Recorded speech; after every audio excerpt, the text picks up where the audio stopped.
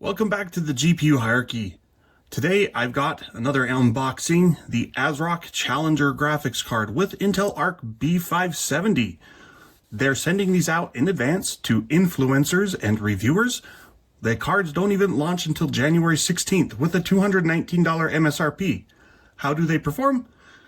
We don't have official numbers to run and show, but we can say the specs got 10 gigabytes of VRAM this time. That's 2 gigabytes less than the B580. Slightly lower clocks, 160-bit memory interface, so less bandwidth. Should cost about 14% less and probably run about 10 to 15% slower is my assumption. Nothing too much to say about this ASRock card yet. I'll open it up and show it to you. The Challenger is their base model. No RGB lighting really, except there is a strip on the top that does look like it lights up.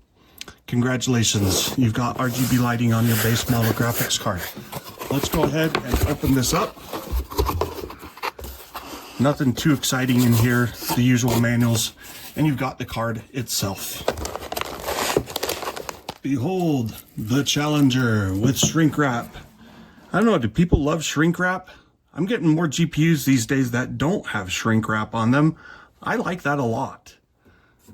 We do have the little plugs on the video ports, the standard triple display port, and single HDMI 2.1. I've had some people talk about bandwidth of memory versus bandwidth of DisplayPort and HDMI.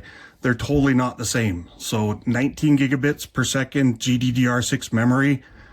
This is 48 gigabits per second bandwidth, but 42 gigabits per second for data.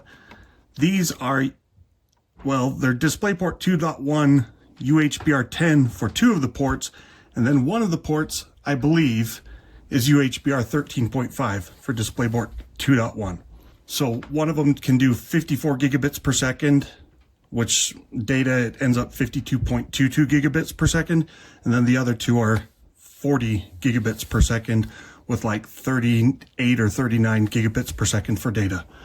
Let's go ahead and unwrap it though. Oh my goodness, the peel, the all-important peel.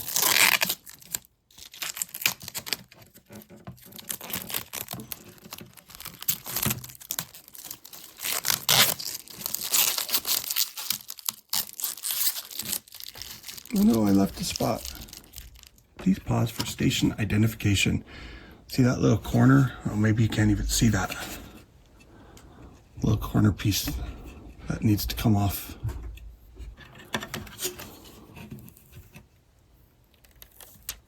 Oh, so nice.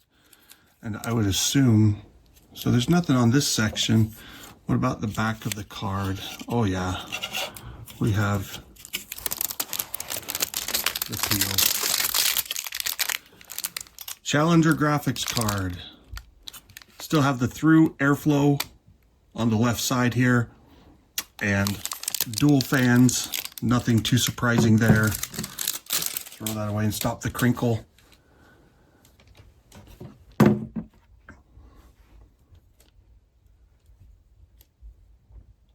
In terms of specs, 18 Xe cores compared to 20 on the B580. So that's only a 10% drop, but you're going from 6 channels of memory down to 5 channels. That's a bit more of a drop. Going from 192-bit to 160-bit, that will reduce memory bandwidth by, I think, about 15%. If we're bandwidth limited, that will cause a bigger loss in performance. If we're memory capacity limited, that will cause a bigger loss in performance. The card has the expected single 8-pin power connector. There's no reason for it to have more than that because none of the Arc B580 cards are drawing more than 200 watts in my experience, let alone a downgraded version. Dual fans. These are the let's not call them chintzy because they're chintzy. No, they look fine, but there's no integrated rim. That means, generally speaking, they're cheaper. The airflow might not be as good, the static pressure. The cards run cool though. I mean, Arc B570, I didn't see temperatures above 65 degrees Celsius with lower fan speeds. And if you bump the fan speeds up, you can cool it better as well. Not a whole lot to say at this stage in time. Launch date in a little more than 3.5 weeks. I would expect performance to be okay. There will be situations where the VRAM capacity is more of a concern maybe, but we'll have to see what street pricing looks like. Arc B series so far is all about the price to performance ratio. You can get generally better than RTX 4060 performance at 1440p. At 1080p though, the 4060 is still faster, but the 4060 costs $300, and the 4060 is due for replacement in the near future. Arc B570 from ASRock, the Challenger edition. That's kind of weird. Challenger cut off. I don't know. That's whatever. Here's the full Challenger. Challenger, which maybe you'll see this more than you'll see the other stuff. Looking forward to testing this and reviewing it and seeing how it runs compared to the big brother. I don't expect it to be that much slower in most situations. So if you're only after a 1080p gaming card for not much more than $220, this could be a viable option. We'll have to primarily consider the RX 6600 and RX 7600, and then from NVIDIA, the RTX maybe 3050, 3060 previous gen cards.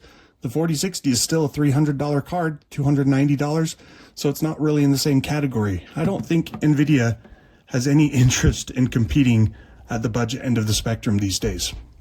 Thanks for watching. Please like, share, and subscribe, and we'll see you next time.